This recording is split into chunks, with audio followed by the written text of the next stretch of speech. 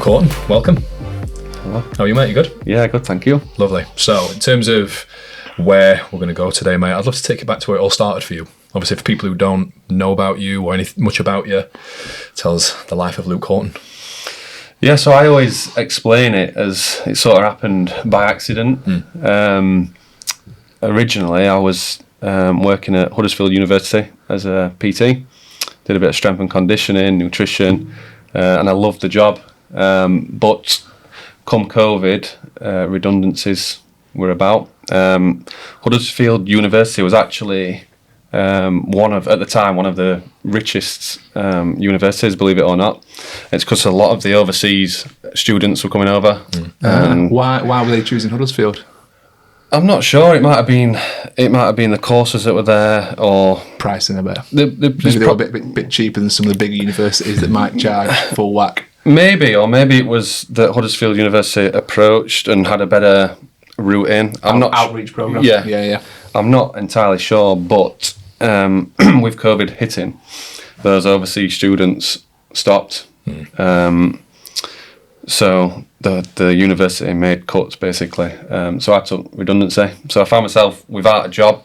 But I was doodling, and at the time my dog died, and I drew my dog, put it on I think it was Instagram at the time, and someone said, "Oh, draw my dog." So I did. Have you always been good at drawing? Is this something you've had throughout your whole life you've always had a talent for? Yeah, it was my highest grade at school, but I never thought you could monetize it, other than maybe perhaps cartooning. But even then, at that period of time, as I was so young, the thought of cartooning for a program on the television was just so far out of reach that I just dismissed it, and it was just a hobby. And then even through college and university, I was always like doodling, drawing the lecturers and passing it on and stuff. So yeah, I've always loved to do it. So I suppose it has always been there, but the thought of it happening was never an option. And it just come to life. So someone asked, then after they seen the dog portrait, someone said, "Oh, you draw my family?" I said, "Sure." And then the ball started rolling. I was just predominantly doing commissions at first. And then it was my partner that said, "Why don't you try and create something that's you draw once and you can sell multiple times?" So basically a collection. So I did that, and it was all based on COVID things. So remember we used to... sorry about that. We used to bang the pots, didn't we, and out the windows to celebrate the NHS and stuff. So I was illustrating around these things, and I built a website because I knew how to. And then they started to sell. And then that got me thinking about different collections, and then just naturally I thought about my life and what my relationships are like and my hobbies, and I put them into collections, and Yorkshire slang then came to life from it, and it sort of caught on. And I think during COVID times, people might have had that little bit of money to spend, and they were decorating the homes because they were spending so much time at home, and that's how it started, and I've never looked back since. Is it wild to think that so many people in Sheffield have got your stuff on their walls? So you think about that sometimes, like so many people in this city have got like your artwork, like things you produced, hanging on their walls. It is bonkers, and it's always hard to appreciate. I'm always looking and reviewing where, as a business, we are at. It's always difficult to feel at the same level of what you're actually at. So we were shopping for houses recently. I say recently, a year ago, and you're looking through the brochures and stuff, and there's my artwork on the walls trying to sell the houses. It's great fun. It's little things like that. That's it is cool, but you ask, you don't really think about it. Yeah, it becomes normal. What I love about your work is it's very iconic in the sense that it's got its own style. Like you could just pick out a Luke Horton picture painting anywhere and you would know it's your stuff, and that I think is what all the great artists have. It's a very unique style where, you know, Picasso, you know something's a Picasso based on his art and how he designs things and puts things together. You're the same, exactly the same, and the fact that you've incorporated the Sheffield slang and parts of the city that you grew up in. It's just really fed into the fact that this is something that this city really loves and appreciates, because people are proud of their heritage. I'm from Manchester originally, and there's a few Manchester slangs for sure, but I feel like Sheffield is quite unique in that there's so many knocking about, like little phrases that people use in a day-to-day life but actually take for granted. And you've brought that to the surface where you're like, actually, this is how we talk and it's something we should be proud of. Yeah, and that's why it works, and that's why people have it on the walls, because people are proud. Sheffielders, Yorkshire folk, they're proud. For whatever reason, they are proud. They're proud of the silliest of things. For example, Henderson's relish is just a sauce. It's fantastic. It's fantastic, but we are so proud of Henderson's relish. And if someone mentions, I won't dare say it, but another sauce that competes with Henderson's, it's, oh, you're mad. Don't give it airtime, Luke. Don't give it airtime. No, stick to endos. But that sums up Yorkshire folk, and that's why the business works. But it's great. I love it. Like I mentioned before we started recording, my nan, my mum always lived in like the same part of Sheffield, and they love your stuff. They love the Yorkshire slang, just like the Sheffield terms as well. Which, have you got a favourite, or is this like picking your favourite kid? I suppose it is like that.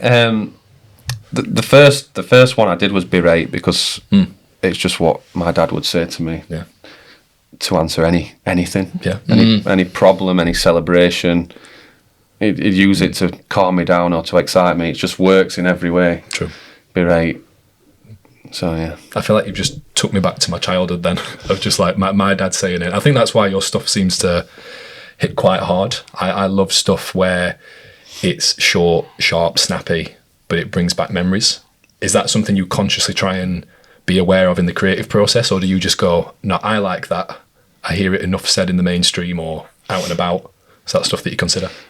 I base them all on my upbringing, my family, and they just naturally resonate with people. And it's nice when you're in store and people, or you're at a market or a trade show, and people come up and say, "Oh, my Uncle Eric said that to me," and everyone's got a story for each phrase. That those phrases remind them of family members. Because I don't know if you agree with this, but maybe some of the lingo is dying out a little bit with the new generation, and I think it was a lot more prominent in, our grandfathers and fathers' times. There was these kind of very, what's the right word, colloquial. I can never say it. Colloquial. That's the right one. They were kind of very said amongst people, and I think that stuff's dying out a little bit. But maybe there's a little bit of a push now with your artwork and certain younger trends to try and get that stuff back into the mainstream vocab.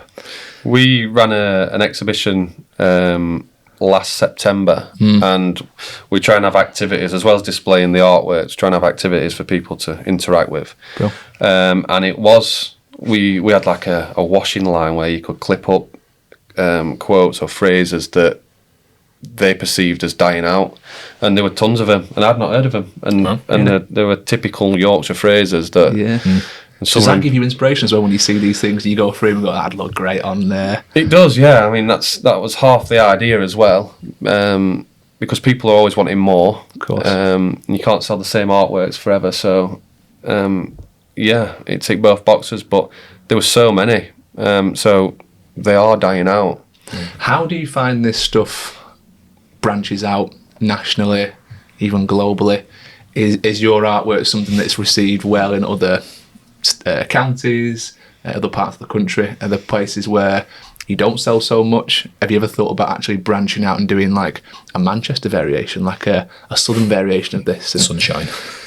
Sorry, I had to say it. You got to say it in the right way. Sunshine. There you go. But I think it would work all over, because people are very proud. We think Yorkshire folk are, and we know they are.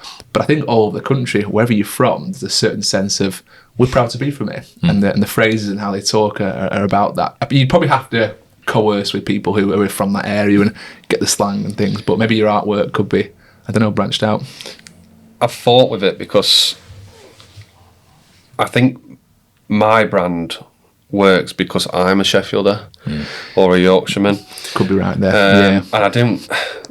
We've talked it over about branching out. We've been to trade shows and tried to branch out and cater and customise artworks basically to cater for different regions, and we do it. but we don't. It's not the base of our business, obviously. So whilst we do it, so if you look hard enough on my website, there is a Geordie slang selection. Oh, okay. But I feel a bit of a cheat doing it. I really have fought with putting it on the website, not putting it on the website, because it's not true to who I am, and everything that I do is all me in terms of my experiences, and I just don't know what that might look like and whether it's necessary for me to do it. But we do stock a lot of stores across the country, but we have a range of greeting cards that aren't especially Yorkshire. I think having that like section on the website that's just pick your county, and having like, because I mean you generally pick things that are from that city, whether it's football teams, buildings, things that are iconic within the city. I think matching that up with the phrases is it could work anywhere, and it's your style. And I think yes, you're a Sheffield based lad, but your style is that's what's you, isn't it, more than anything else? Yeah, I think that's testament to you as well for being as authentic. Like Ryan coined it a couple of weeks ago, but we are in the authentic revolution. You know, we spoke about AI before we started recording, and if it's going to be a threat, and you know, I suppose for yourself personally, I can't see it being an issue for you with such a strong ethos. People who've already purchased stuff from you, I just think it's great what you do, man. Well, thank you. What do you think? We obviously had a little brief chat about AI. Let's just revisit that for a second. Like, are you worried that it's going to saturate the market? Are you worried that eventually they'll be just able to produce things that you can't? I think if people that purchase art or decorate their homes, let's say, we sell more than art, so we sell I find it hard to work out whether I'm an artist or a brand, because we sell that many different. We have a vast range of products, but whether people are picking art purposely because it's a Luke Horton art piece, there will be those people, but there'll also be people that, let's say when we're at a Christmas market, they might stumble across the market stall, not knowing previously what Luke Horton art is, and just like the look of it. And if they just like the look of it, unfortunately for artists, that can be produced by AI now. So there will be a drop off of sales due to AI. I predict. I hope not, but I think there will be. But on the flip side of the coin, I think it makes artists' work more authentic.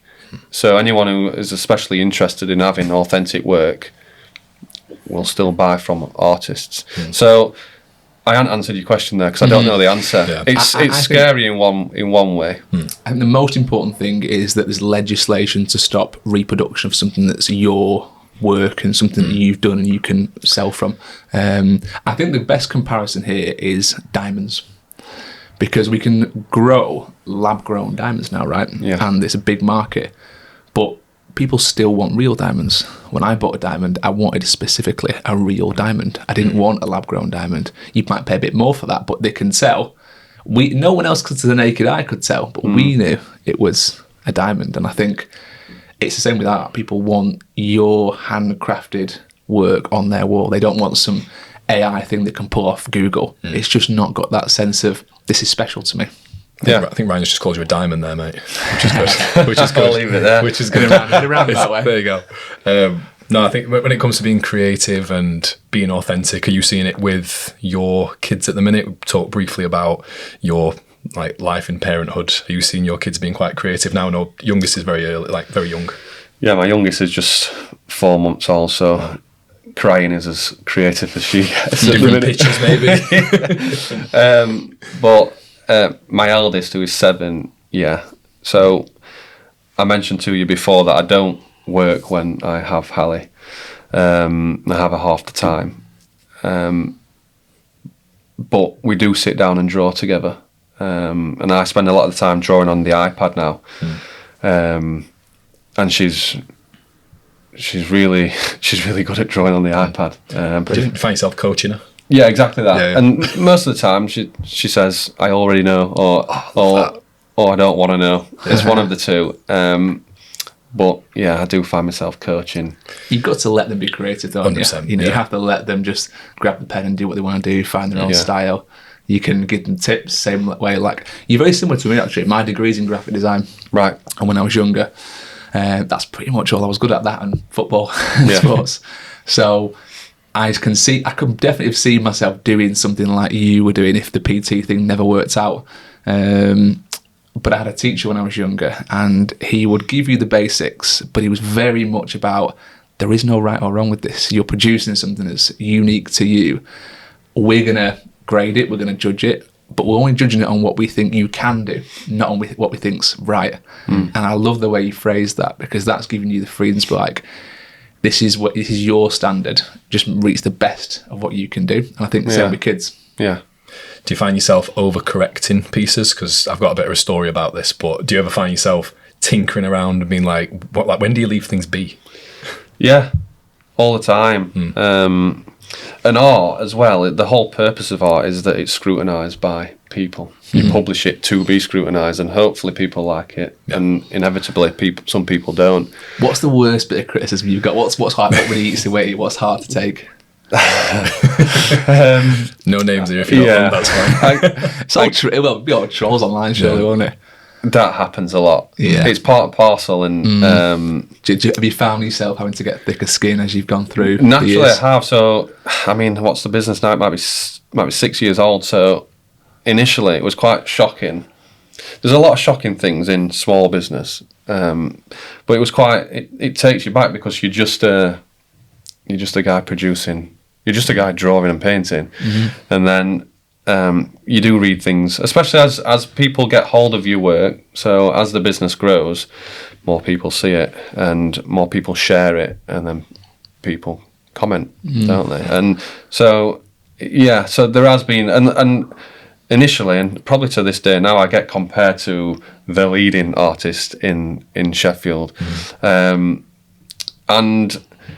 sometimes that's hard for me to swallow, because I've drawn and painted like this since school, and it's my way. And back to your question, sometimes I'll produce a piece and I'll go, oh, that might just look a little like someone else's work. So I do find myself tweaking things like that, whereas probably shouldn't. So it does live in my head. But it's hard not to be influenced, isn't it? Because we're all taking. You're an artist. You're a creative. You're someone who's constantly taking inspiration from the world, and you just might see someone else's work and take inspiration from that. It happens subconsciously. I'm sure it does. Same with music. Music's no different. Like, so many songs sound similar, but they would just come from a very similar place of inspiration, I think. We call it like a bias. I think it's a cognitive bias, I think it is, where you almost see something and go, you will put your own biases on it through some sort of filter. Yeah. In terms of you'll ask a question before you maybe sign off a piece of work. And the story that I was going to bring up is I got an A GCSE art, which I've never told Ryan about. Wow. And my final piece, I made like a paper mache fly with these like mad wings. And I didn't purposely overcorrect it. I just sort of left it. But my mate, God rest his soul, he's not with us anymore, but he made a horse. Right. And he panicked because he was like, that's boring. So he put wings on it and then stuck this massive horn on its head. Just made a unicorn. It was tragic. It was so bad. And he just panicked for that 15 minutes that he had left for exam. And it always sticks with me, that story. Podcast, by the way, if you've got all these fancy skills. Yeah. I have to revisit this. If you want a paper mache podcast, mate, that's probably all I can do. So yeah, I mean, I really respect the artistic world and that like level of creativity. Is there any other creative endeavours you've got? Anything you're bothered about? Creative wise, probably not. I don't really spread any further than drawing and painting. I always wonder if there's any like photography in there or any writing that you think before Luke Horton art, I remember saying something along the lines of, I wish I'd not studied sports development. I wish I'd gone and done photography. So maybe there is then, but I studied sports development with coaching, and it's my biggest regret because I did have roles that come out of it, but it weren't. I felt like I had no guidance, and sport was my thing, and I just went into it a bit blind. So in retrospect, I'd have done something more creative, but through that I did end up running events. I suppose that's creative in a fashion. I feel like there's always transferable skills, which I like. Is there any transferable skills that you've seen directly from coaching, like the PT world, when it comes to, I suppose, not so much the creative process, but maybe like the interaction that you have, the face-to-face interactions with people, the relationship building?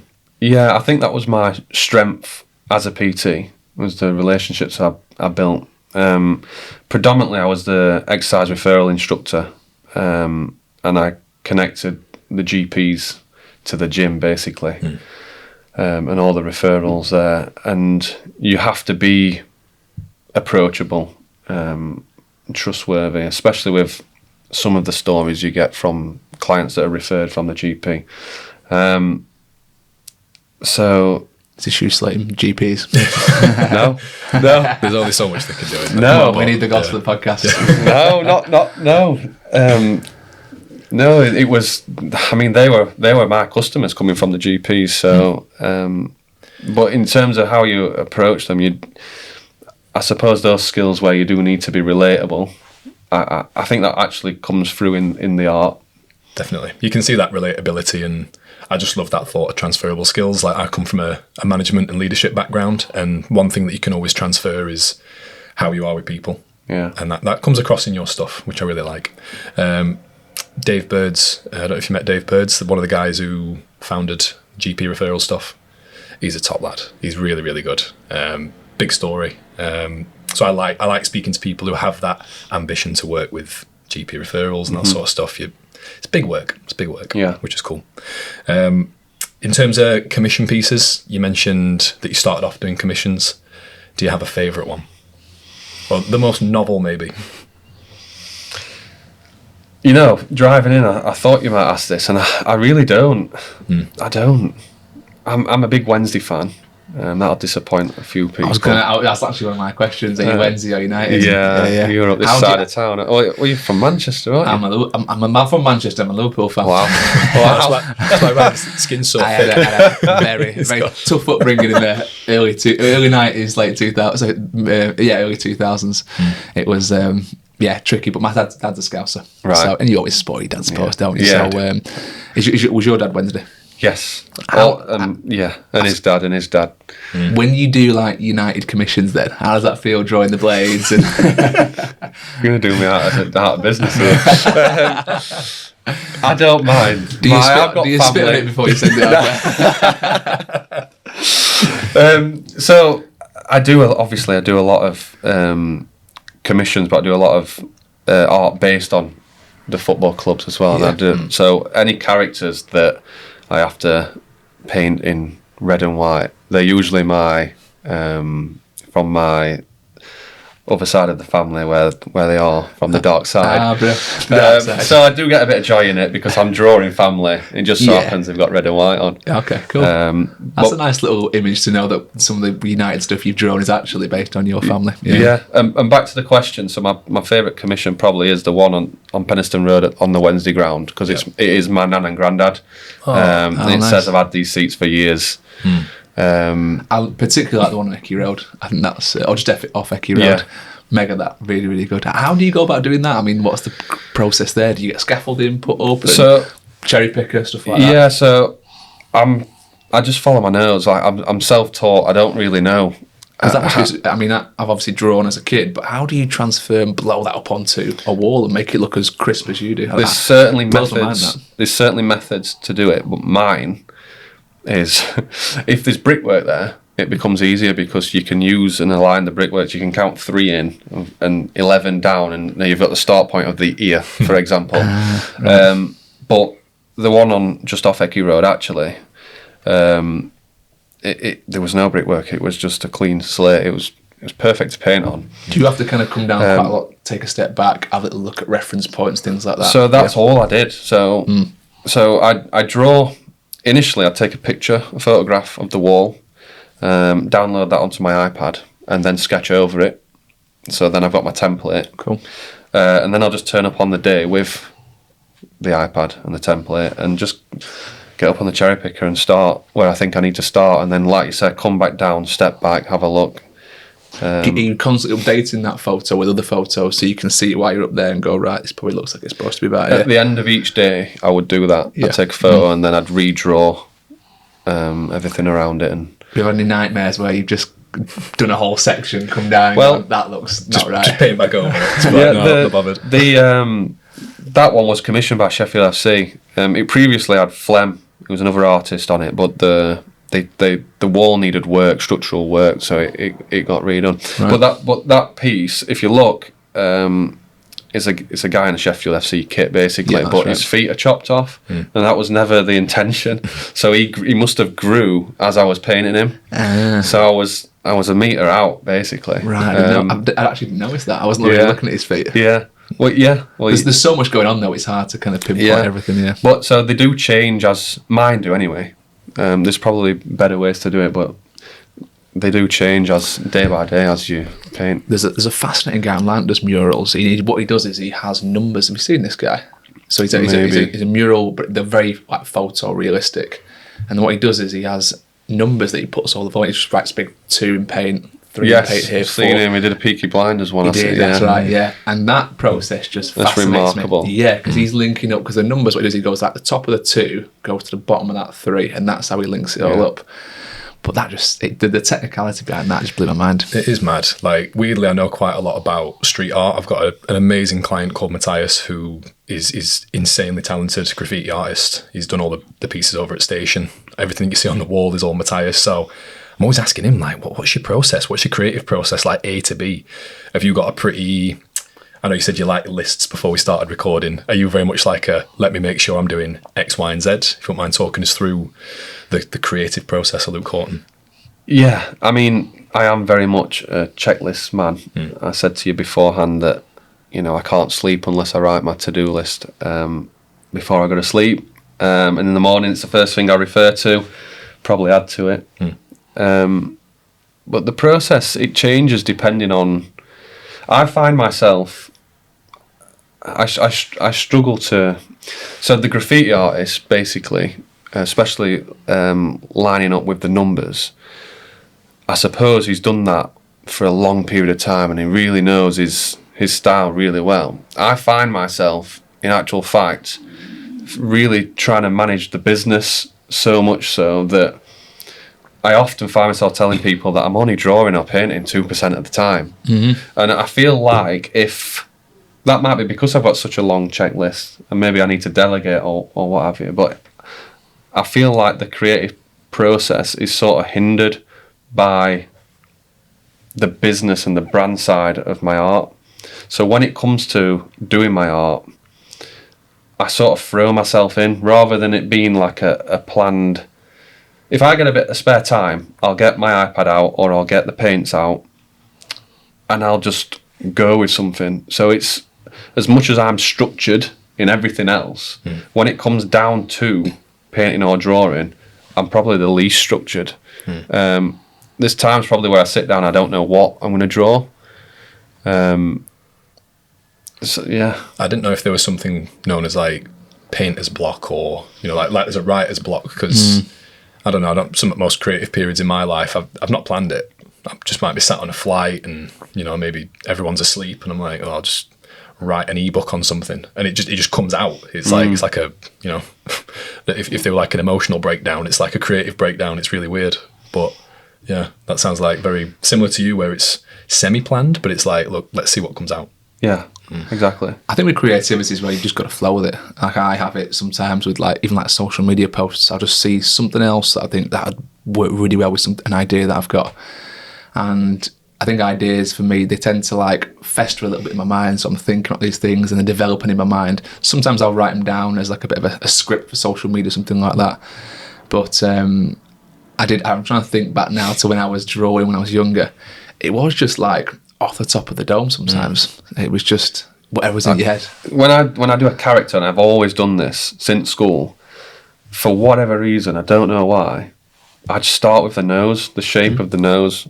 So if I'm doodling a character, starts with the nose, and then I can't foresee what's going to happen, and you just crack on. There's no real plan. No right or wrong. No. I guess with your artwork, it's relatively minimal to a certain degree as well, isn't it? So there's not massive amounts of detail in features and faces. Yeah, that evolved by what we touched on earlier, when I drew my dog that had passed away, I just did. I don't know why, but I just did the outline, and he sort of had as he got older, he lost weight and lost muscle mass, and he had a sort of dint in his head, and I just drew the dint. I didn't draw any eyes or anything, any features, because that told the story, and he was so recognisable just from those few lines.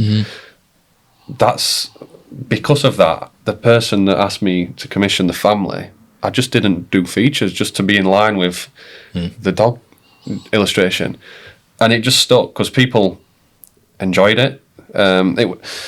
It was quite a challenge to make someone or something look like that thing or person without features. That was like the challenge, and I were getting a lot of nice feedback. I think sometimes people like that though. I think it's the same with like a shadow. Sometimes people have very unique ways of walking, or they've got certain features, and you can just tell it's them by their shadow. You're trying to basically recreate that, strip it right back with as little detail as possible. How can I capture the essence of that person? And that must be so hard when you don't actually know the person. You've never met them before. You're just looking at a photo. But that's again why you do it so well. Yeah, you have to. So if they've got a slightly big nose, you play on that. If they got big ears, you play on that. You have to pick a feature that you exaggerate just a little bit. We need a Fit Dads podcast commission, don't we? There you go. My neck could be 12 foot long. We could latch onto that. There we go.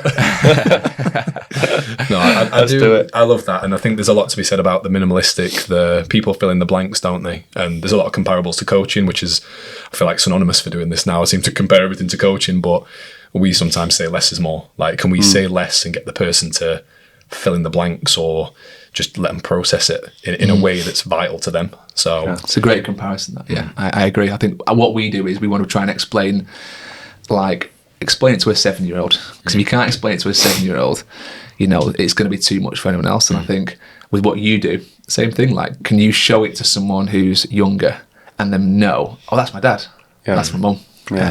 Speaking of like influences and being younger, did you have any particular influences when you were younger? Because I've got no shame in saying this. For me, it was anime as a kid. I used to love Dragon Ball Z in particular. Like, I was just obsessed with it. I used to love that stylistic, sharp features, and Pokemon as well was Pokemon. Cool. There we go. Yeah, it's hard. I don't know. I think all my influences come from my experiences and emotions and family. Basically, everything I create, more or less based on my family, and I think it's the only influence I can relate to in terms of my art. This is really refreshing for me as well, because sometimes artists or people who've got this really creative brain, they're really vague. Do you know what I mean? I feel like you've been really specific and said, no, it's family. Like, you're very authentic. And for anyone who's listening to this or watching this, like, Luke's been like this since the minute he walked through the door. It's just, he is who he is, and I really like that. I can see why you battle with branching out for that reason, because if your experiences are all Sheffield based, family Sheffield based, you don't want to do any city a disservice. And but again, I think there's probably ways of making it work. It's just having that. There's certainly room for it. There's certainly room for it. It's just whether it's fraudulent, not in its absolute sense, but I don't know if I'd feel that way. I best advice I could give you there, I think I would probably branch out to other artists in the region and do maybe some collabs, get yourself known amongst those cities, and then start maybe producing some stuff after kind of having, maybe even spending time there. I'm not sure how Sheffield based you have to be, tricky with the family as well, but living in a place for a couple of weeks will really kind of give you an essence of the city. How do you find that from a collaborative standpoint? Like, because the PT world it can be synonymous for being, as you know, just every man for himself. It's a bit of a dog eat dog sometimes. So when me and Ryan had this opportunity to give people a platform, other coaches as well, I had people approach me and say, are you mad? Like, aren't they going to take your clients? And it's like, well, they're doing some good stuff, so we want to give them attention. Do you find that in the art scene sometimes? Is it a bit of a dog eat dog, or? Yeah, so it surprised me actually. So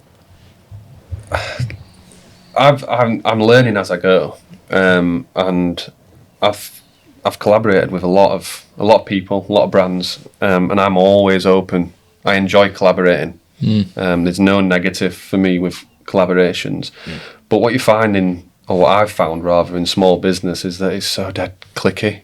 You're Right. always accused of treading on someone's toes, or there's always gossip from one business about another, and it's sad really, but some people you speak to, other businesses in Sheffield that have been in the game a lot longer than me, they'll go, yeah, that's Sheffield for you. And I find it right hard to swallow, because my brand's all about celebrating Sheffield and Yorkshire, and small business can be quite cliquey. And I get it, because it's people's livelihood.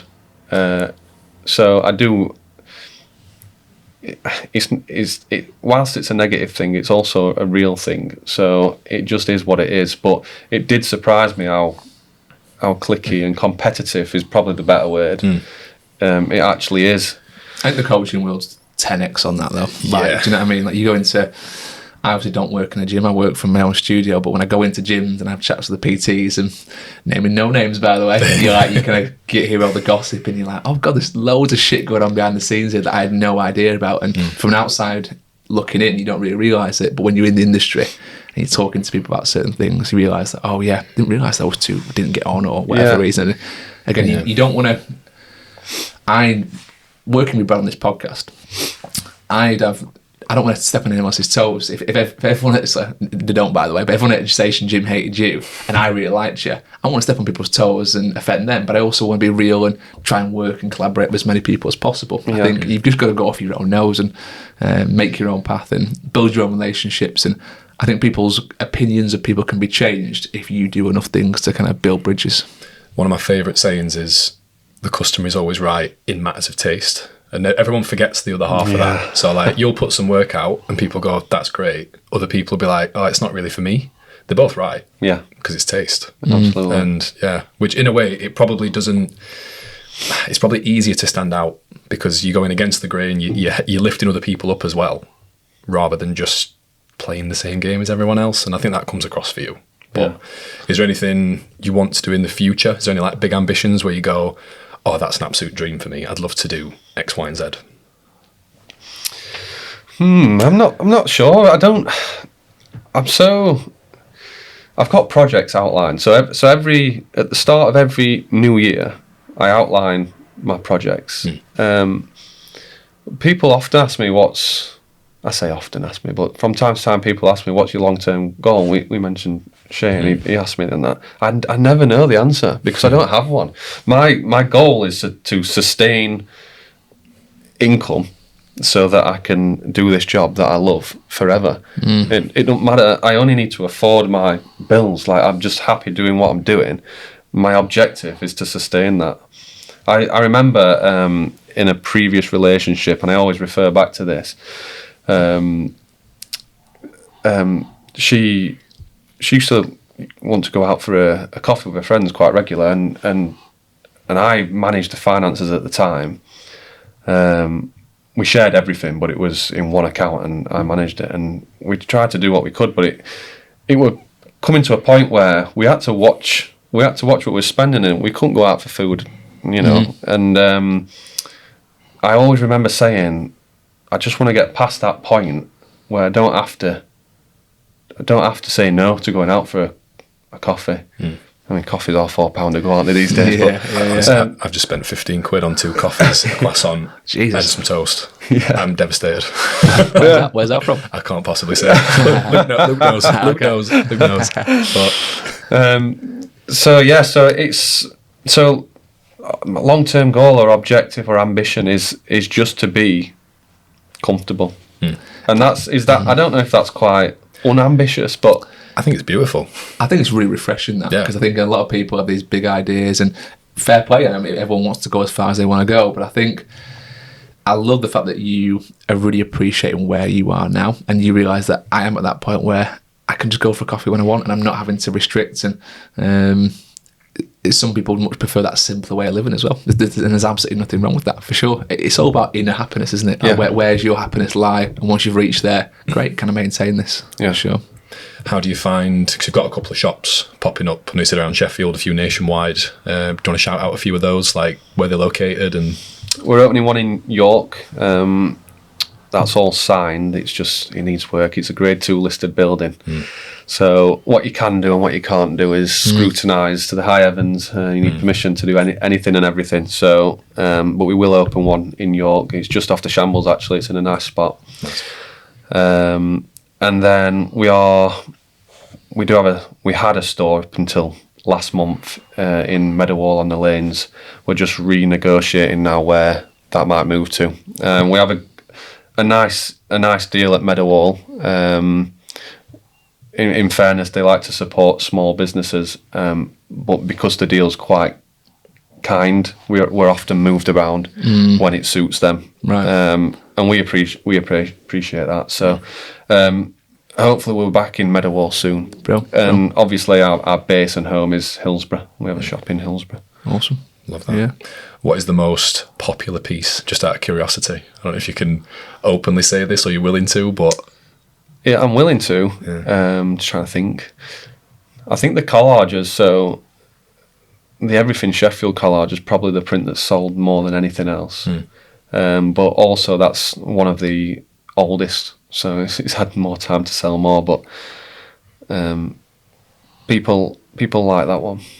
I love that. Any dream collaborations for you? Because I feel like you've almost done it all. As soon as you tick Hendo's off, that's it. How did that come about, the Hendo's? Did they approach you? Did you go to them and say, I've got an idea? No, so there was a third party, so it was Bluebell Wood Charity. Right. I've done 2 actually, and I've done one with Work Limited, another charity, and they make the initial connection with Henderson's, and then they just so happened to ask me to do the artwork. But we do have a good relationship because obviously we produce a lot of Henderson's Relish artworks. So we have a good relationship. Do they get a commission from that as well when you produce that? They don't. That's really good of them. They are very good like that. Obviously, I have the permissions to do it. But yeah, I think they love Sheffield just as much as everyone else. And again, supporting more small businesses, artists, the upcoming people. They're really like good. The fact Meadowhall support small businesses as well. Got another client who has like a memorabilia, signed shirts and all that kind of stuff. Works a lot with like Luke Littler and things like that. Yeah.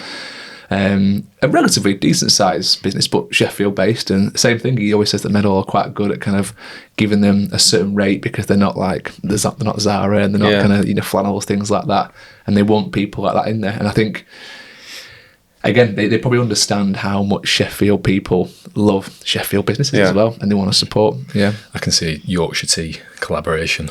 Yorkshire tea, I can see it. Like Sean Bean's been on there, Patrick Stewart. That would be a good one. I can see Luke popping up there. That would be Luke a good Horton one. on TV soon. That's it. Speaking of that, I don't see you like doing a lot of like facing camera stuff. Have you ever thought about getting yourself out there, doing more interviews? Obviously you're on the podcast, which we massively appreciate, so you're facing me out there a little bit now, but do you want to do more of this stuff? Do you want to try and do more podcasts and TV and videos, online stuff?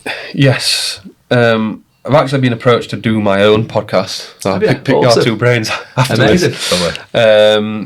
Any names for it? Your Own Doing. Your Own Doing.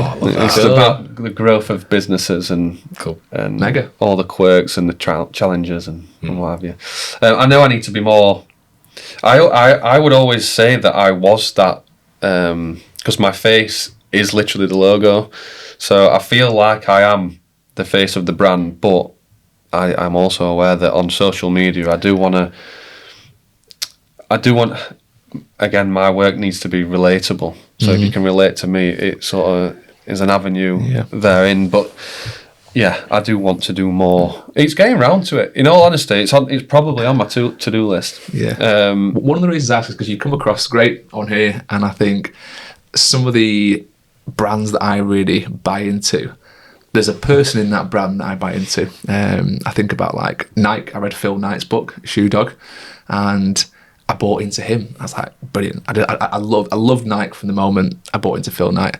Some of the other artists I like, there's a guy called Dave O'Howarth. Have you heard of him, from Manchester? I actually went to college with him, so I kind of semi-know him, but I'm bought into him, and I like his artwork, and I think he's just a cool lad. So you buy into the person, and then what they produce just seems... you've got your rose-tinted glasses on when you know that person's a good, honest, genuine person. So I think that's a big part of the brand, and I think it can only do you good, for sure. Yeah. I I've done it in past with previous businesses. So I've always had for whatever reason, I do not know, I've always had like a side hustle. So a side hustle is obviously a project outside of your 9 till 5, if you like. And wherever I've been, so I've lived in Sheffield predominantly, but I did spend 2 or 3 years down in Oxfordshire. And wherever I've been, I've always set up like a side hustle. And one of those projects was a very forward-facing talking to the camera, and and we were selling like fitness apparel, basically. Cool. So I don't know if that sort of scarred me is the wrong word, because I loved doing it, but I don't know if I were a bit tired of it, and it's relentless in it. And there's already 1,000,001 things to do in the day, and I feel I've tried to do it, but I feel like it takes a back seat and it's not done as well as what it probably could do. I'm just really waiting for the moment AI catches up so I can feed it all our videos. I can put any background on it. I can say, right, talk about this topic. I can even type it out myself, and it just does a video of me in AI.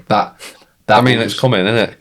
It will come at some point for sure. People won't use it for that. They'll put make Ryan topless. Send. That's what I've got enough out there, I've got enough topless photos of me online.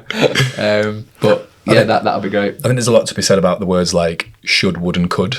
I think a lot in our space is very like, oh, I should do this. But people probably notice if they go on my social media, the only times I talk on camera are probably on stories. That's like a nice way for me to connect with people, whereas I can't be bothered with the editing side of things. Where it's he's clearing his tracks now. He's telling me he's an artist, and now he's dropping it in there going, don't even think about getting me to edit this podcast. So I love like the voiceover stuff. I like the artistic cuts and that sort of stuff, but God, is it an effort. So it is a tough one, and it's them 3 words: should, would, could. Like could is an opportunity. The other 2 are expectations or comparisons. So it does bother me that. But coming away from the artistic world, Luke, what have you got any other interests? Is there anything you like to fill your time with? I like to hike. I've seen your mountain jacket on there. Yeah, mountain equipment. That's it. I know everyone else is way cooler than me. I just knock around in my fleeces and that you looks cool today. It's an artist look, isn't it? It's the kind of the hiking artist look. Yeah, and you probably can't see like the sleeves as well. Like for anyone watching, you can't see the sleeves. He's a very stylish man. He's Luke. All the muscle that I used to have. But yeah, I play football twice a week. I like to think I'm alright at football, but bro, where'd you play? Position-wise, centre mid. Nice. Did you play 11 aside or 5? Used to play 11 aside, just 7 aside. 7 aside. Yeah. Nice. Any footballing heroes? Don't say Barry Bannon. No, I don't have any. Good choice. No. Must be hard, mate, being a Wednesday fan as well. Yeah, it's hard to come by them footballing heroes. Yeah, so it really is, isn't it? You obviously we've spoke prior to the podcast about this scaffold pike. Scaffold pike. That's right. Talk us through that. What's going to happen with the hike? So, I'll take you right back then. So, my daughter, born 4 months ago, ish, she had a hard time at birth, and we heavily relied on the services that the Sheffield Hospitals Charity and the NHS Which provided. charity is this? The charity, Sheffield Hospitals Charity. Okay, and we use the NICU, which is Neonatal Intensive Care Unit. Neonatal just means the initial period after birth. So basically, our daughter was in intensive care for up to 2 weeks. She had issues with breathing.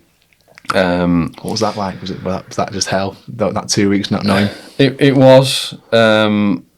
Yeah, and on top of that, we have other at the time issues. So they wanted to do, or they did rather do genetics testing.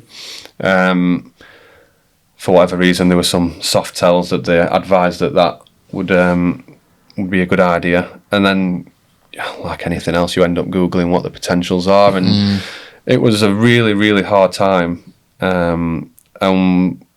We've come through it now, but we relied heavily on that service, so we want to give back. So we're running a Scaffold Pike charity hike It's the highest mountain in England. I've done it a number of times, but it's pretty achievable. I know you guys are going to chip in with some fitness prep. Yeah, we'll do some programs for you. Yeah, so I semi-agreed to doing it as well. Didn't I? And now I didn't know it was the highest is it highest in England? Yeah, in England. How long does it take up and down? If you're fit enough, you get up and down in 5-6 hours. Okay, I can do that. You could do that in 3. I run up there, mate. Yeah. I do some sled pushes and wall balls while I'm on the way. There's lots of different routes up it, and we're going up what they call the tourist route, which is Right. It's a hike. It's not climbing. Okay, cool. So yeah, so we're raising money for this charity. We've met with the charity. They've targeted £20,000. Wow. So I think we've got space for around 60 participants. People Amazing. have the chance to sign up soon. Yeah. And hopefully we can raise the money and make a big difference in that unit. Wow. The charity fund things over and beyond what the NHS fund. Yeah. Whether it's accommodation or a vending machine, for example. So it's certainly for a good cause, and we Brilliant. Love we that. benefited from that service. You don't realise the amazing work the NHS do until you're in that situation. Absolutely. And they're just like, it's so, even like pregnancy, you know, you watch your missus go through pregnancy, and it's so efficient, isn't it? Like they're in and out, there's running checks, and you just, I mean, I was just sat back on this sofa watching it all unfold, and I was like, this is just, they literally got it down to a T. You're on Sims, aren't you? I was playing a lot of Sims as well on my iPad, but I bet when something goes wrong, that's when it really is like, you know, wow, this is unbelievable what they do here. It's so true. You've hit the nail on the head. You don't realise what's going on until you're in it. Mm-hmm. And sometimes you don't even process it until you come away from it as well. And you get a chance to think back over it and you go, they did such an amazing job. We've had a phenomenal experience with Children's Hospital, which I've not actually asked Amy if I can share this, so I'm not going to go into details, but we had an experience with Ted when he must have been a year old, and they were phenomenal. Like, they must see so many distressed mums and dads coming in, and just the way that they treat you like a person and like a parent as well. They just they get it, they understand. And is there any particular people you can shout out, or any particular department? I know you said that. It would be the NICU department. I remember some names, but I'll probably not shout them out. But yeah, they're just incredible. It's the one thing we remember the most, because the whole memory is negative, and the only one positive is the staff. They were just brilliant. Okay. Why the 20 grand target? Was that sort of negotiated with you guys? Because I know when I've done charity things in the past, we've said that, like, I want to repay this X amount or whatever. It's calculated based upon the amount of participants, which will be 60. We're having an outdoor pursuits team marshal the event, and 60 was the number. We wanted to put a minimum donation, or sponsorship rather, of £200. So I think, quick maths, I don't know if this is right, it'll be around £1,200, and then the rest might come from people getting sponsors over and above that 200, and maybe we can grab some big sponsorship from companies. So Amazing. 20k is a target. If it turns out to be 1,200, it's 1,200. Yeah. What I found with charities are they set a target high, hoping that it gives you a bit of motivation to hit it. But they're so grateful for anything that you do. Absolutely. They really are. I did a little bit of charity fundraising for my last High Rocks, and you have a target, but if you don't hit it, they tell you, like, it's okay. Anything you raise makes a massive difference to us, and the chances are you might want to go and do it again, and try and hit that target, and then you might get a bit of community of people who go, right, we've done Scarfell Pike, can we go and do somewhere else now? Can we go and do Ben Nevis, and we'll do it again? And you've got more people coming along, they bring relatives, things like that, so it builds and builds and builds to the point where maybe it becomes like an annual thing, maybe, who knows. And 60 people trekking up is epic. I reached out to Liz and Rex from Redefine. They took 30 of their gym members up, and they just said it was epic. Yeah. Like, it's such an amazing atmosphere. Yeah. What are you most looking forward to about it? I just hope the weather's good. If you get, I mean, when you're up high, the cloud can come in and you can't see anything, and all the work's sort of undone by. How bad is it when the absolute cloud comes in it? Is it like you can't see where you're going? On Scarfell Park, it's pretty. at the top, there's no paths. It's like rock. It's pretty easy to navigate if you can navigate. Okay. So if the cloud comes in, you need to navigate. On this event, it's marshalled, so all that navigation. Everyone's just following a certain person. Yeah. So you're literally marshalled up. So but you can get it wrong a bit if you're not well, careful. I've been in a few. I like to do mountains that are less touristy. Okay. What's the best one you've done so far? My favourite mountain is Tryfan. It's one in Wales. Okay. It's like a bit like a dragon's back, and it's a bit of scrambling and climbing and. Wow. Any hairy moments on the mountain? Always. Yeah. I've been up the north face of Ben Nevis, and that was really wow. That required rope, and it's yeah. To be honest, with a lot of things, I get it makes me anxious. Like I'm not good with heights. I'll do loads of ridges, knife edge ridges, but I do them. I fear them, so I do them. Yeah, I have to approach it, otherwise it bugs me forever. There's a lesson in that for life, I think. If something scares you, like there's a risk versus reward thing, but if you can overcome that mental barrier, I think that's amazing. Yeah, the confidence it gives you in every aspect of life. Yeah, I think, it's an achievement, and achievement feels good. Yeah, 100%.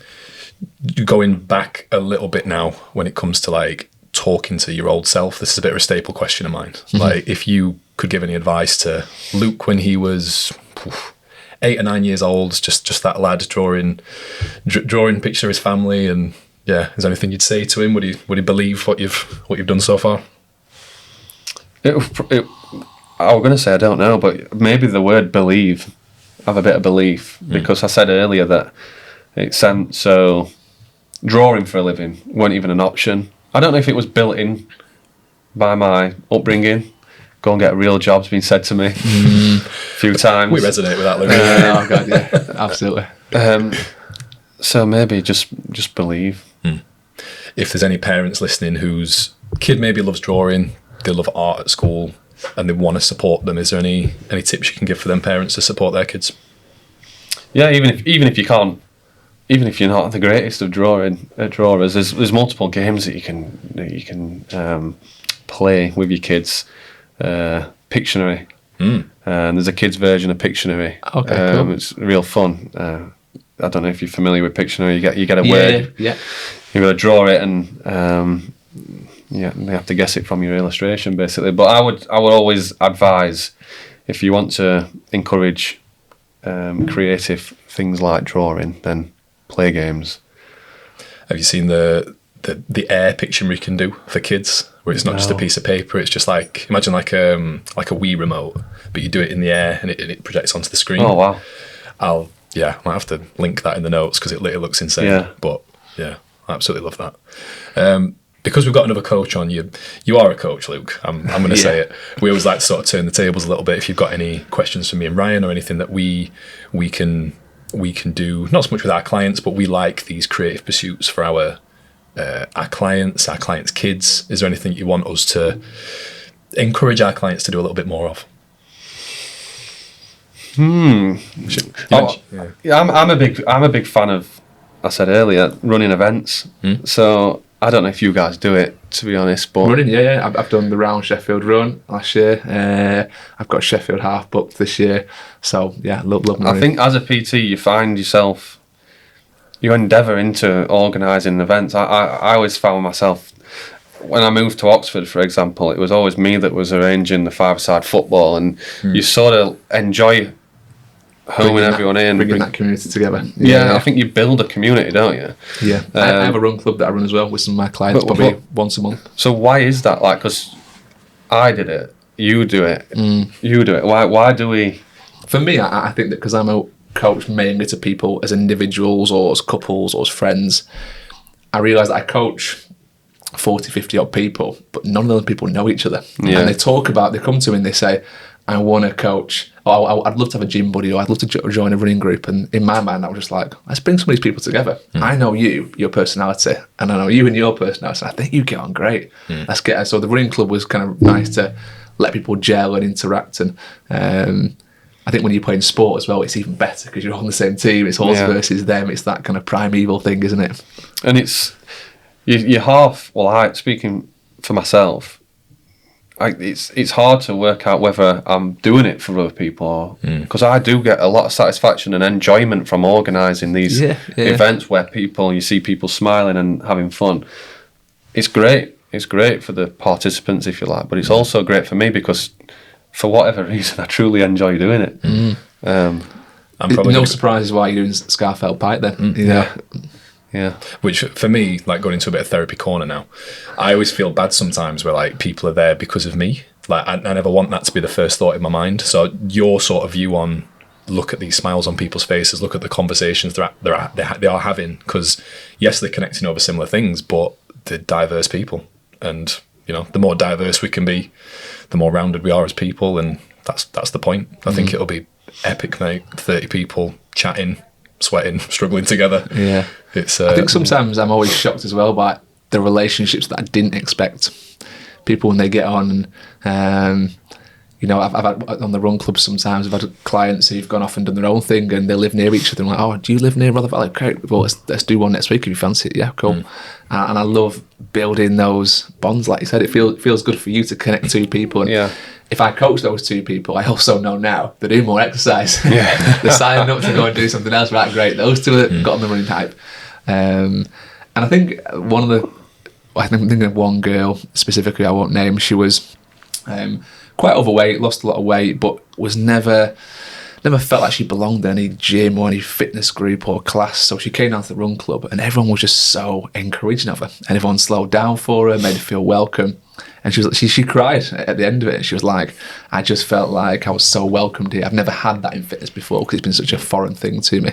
And that was one of the nicest moments from the run club. And you can break them stereotypes. Yeah, exactly right. Stereotypes. They probably created in their own mind. I'm not a fitness person. I don't exercise. I'm not into the gym. I don't belong here. And then when someone like a really good, positive community welcomes you in, I bet you'll get that a lot on the Scarfell Pike Walk. People signing up because it's a challenge, it's a goal, something they want to train for, probably a bit out of reach, and they do it. And there might even be some tears on that walk, I bet. You know, for sure. 100%. And speaking of, I suppose my last question for you, Luke, is going to be about the stereotypes. Like, is there any stereotypes about the art world that maybe you're not happy with, or is a bit misunderstood? This is fully on the spot, by the way. So didn't send this one in advance. No, I didn't. No. I did not send this one in advance. I didn't get anything in advance. No, I don't. None that come to mind, anyway. I think for me, the big stereotype for me is that artists are very like insular and very in on themselves, very introverted, and you're quirky. Yeah, and you're very respectfully. You're very down to earth, and you're very relatable, and I like that. That's good. Yeah. You're exactly what I think a Sheffield bloke should be. If I could picture a Sheffield bloke, it'd be you. Honestly, you are Mr. 0114. Yeah, is that like that's the title. That's the title of the podcast right there, Mr. 0114. Yeah, I love that. But I agree. I think there's a stigma around artists being a bit like quirky and introverted, but you're definitely not that in any way, shape or form, for sure. Yeah. I don't categorise myself as an artist. So I find it hard when people say, what do you do? Because in truth, I don't know, because I've come up with this, whatever I've created, sort of evolved as it did. And I were never like, I want to be an artist or I want to make a brand. It's just sort of happened. And like I said to you earlier, it's like, I don't know whether I'm an artist or an illustrator or a brand. And to me, it don't matter. I don't you really need enjoy that. a little bit of all that stuff, don't you? Oh yeah. And going back to what you were saying before, like, you love what you do, and I think as long as you can carry on doing it, you don't really care about the label. I'm just doing things I like, and as long as it pays the bills, you know. Yeah. Maybe just give a jokey answer as well. Some of my clients play a game of explain your job but badly, and I'm a rep counter, an enthusiastic rep counter. They were going to explain that badly. We get labelled that enough, mate. Yeah, we do. Have you got any final questions for Luke, Ryan?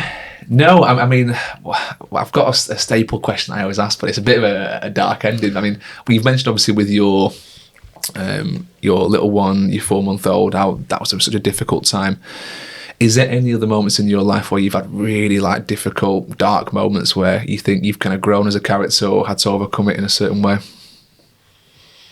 Whether that is family, business, anything else? No, no. I think I've had it fairly easy. Yeah, the only struggles I've had with business is the life balance and trying to get that right. And for me, I find that I'm all right working till 11 o'clock every night, but perhaps not everyone else is, and it's not in the best interest of everybody, including kids. So now I've set out. Brad's eyeballing me now. No, because we said this like stood on your doorstep, Ryan, when we were waiting to come in, really? and I literally said to him, we feel like we can outwork a lot of people because it doesn't really feel like work. Yeah. So it is. And Yeah, that's exactly right. I think when you enjoy what you do, you're not waiting to finish at 5 o'clock. You're kind of almost looking forward to everyone going to bed, settling down, getting a bit of peace and quiet, or waking up early in the morning and doing a little bit before everyone gets up because you enjoy it. You want to push an idea. You want to push a part of your business forwards. It don't feel like work, but yet it's the longest I've ever worked and the hardest I've ever worked. So it's a strange concept. But in terms of struggles, you know, I don't. Maybe your daughter going through the early stages. That's the only major stress in my life. It was. How is she now, by the way? She's home dry. Is there anything yeah, still, she's all good. So the genetics results that was supposed to take 2 weeks came back 8 weeks later and were clear. But in the meantime, she couldn't keep a temperature, so she'd had brain scans and heart scans, and they still haven't got to the bottom of that, to be honest. Okay. But as she stands, she's all right. And the initial struggles at birth were she inhaled meconium and therefore couldn't breathe on her own. So she's overcome that. So we're on the straight and narrow. It's all good. But I remember, this is an interesting point, if you like. I remember saying, when we knew that the genetics testing were going ahead, I remember saying to my partner, you could offer me £1 billion or for these genetics to come normal and leave the NICU department, the breathing all just fine and everything.